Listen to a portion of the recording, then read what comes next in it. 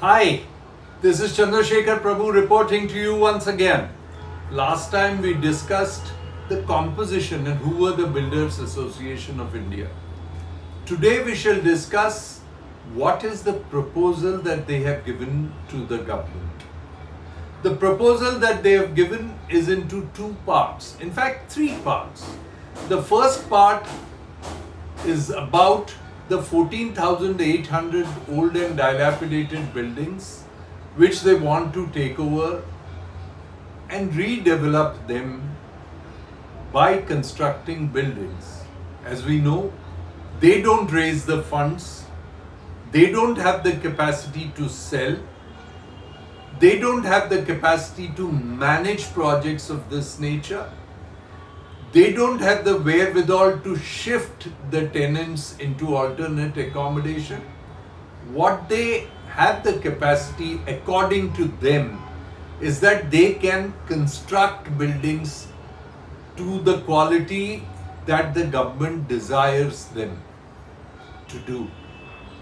Now let us examine what happens when the government takes the project.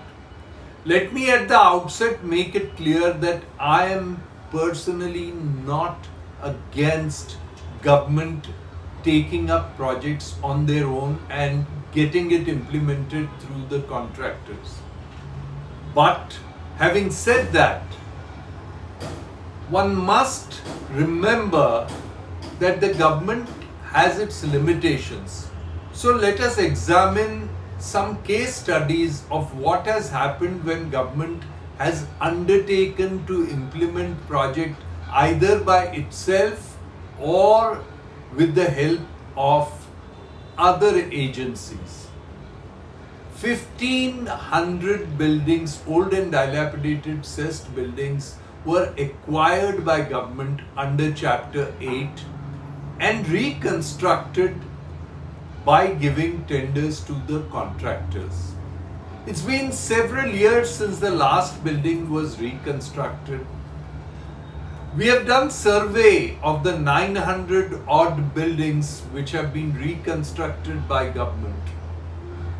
The quality of construction, I must admit, as a senior professional who understands the quality of construction totally, is that in these buildings which MADA has reconstructed, barring a few where the quality is okay or in some cases good, in most of the buildings the quality of construction leaves much to be desired. The quality in some cases is so bad that in 20 years of its existence, the buildings which were meant to last for 60 years have deteriorated to such an extent that the buildings reconstructed by MADA, in the eyes of the people, especially the ones who are occupying them, they feel that these buildings are of a poor quality. It may be true in some cases, it may not be true in other cases. But the fact is that the people, by and large, in general, believe that the government doesn't give good quality construction, that MADA doesn't give good quality construction. This can be changed if the supervision is proper, but that is the belief. Second, can MADA or the government manage huge projects, big projects of such nature? Let's take the case study of BDD Chawls. There are three sets of BDD Chawls. One in Worli, second in Naigaon, and third in Shivdi. In different parts. There is also one in NM Joshi Marg. All these BDD Chawls have come up for redevelopment, and MADA, rightly so, decided that instead of giving them and leaving the residents at the mercy of the developers, the government would undertake redevelopment of this project. We supported the government completely in its effort to redevelop the project. The government had a system by which they called for tenders, and big companies like Larsen and Toubro and other people bid for these projects. Larsen and Toubro got one of the projects. There are other big construction company who got the other projects. But recently I was very disturbed to read in the newspapers that Larsen and Toubro has written to government that it intends to pull out from the project. Everything was decided, everything was confirmed. The quotes, according to me, were on the higher side, but the government had approved the quotes, and Larsen and Toubro and other companies equivalent to Larsen and Toubro were all set to implement this project. But the project is not yet implemented.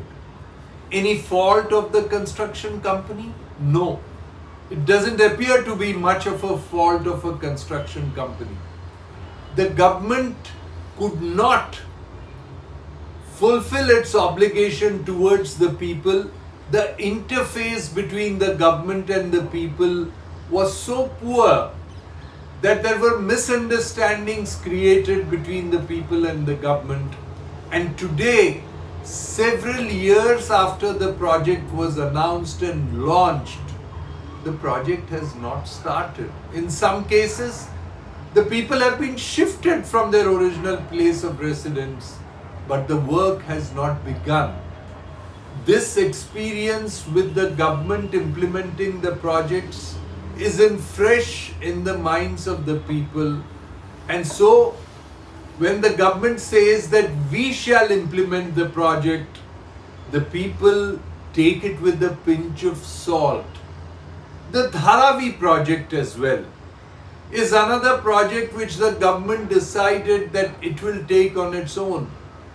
20 years have passed since then, since the government took up the responsibility of the Dharavi project, and the Dharavi project has not yet taken off.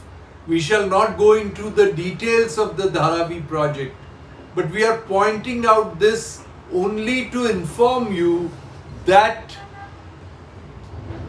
the credibility of the government in implementing projects of this nature is in jeopardy. The people do not trust that government can take up projects of this nature. Whether they could take up projects of redevelopment of the old and dilapidated buildings, the tenants really are not too sure. In the next post, we shall make a detailed discussion of how the scheme of redevelopment can be implemented or is proposed to be implemented, and what are the deficiencies and why people do not trust the government, and what are the risks in the government taking up redevelopment projects. With that, this is Chandrashekhar Prabhu bidding you au revoir, promising you that we shall be back with more posts, especially on the redevelopment of the old and dilapidated buildings, redevelopment of slums, and redevelopment of the cooperative housing societies which are in bad condition in Mumbai. So once again, I bid you au revoir. Bye for now.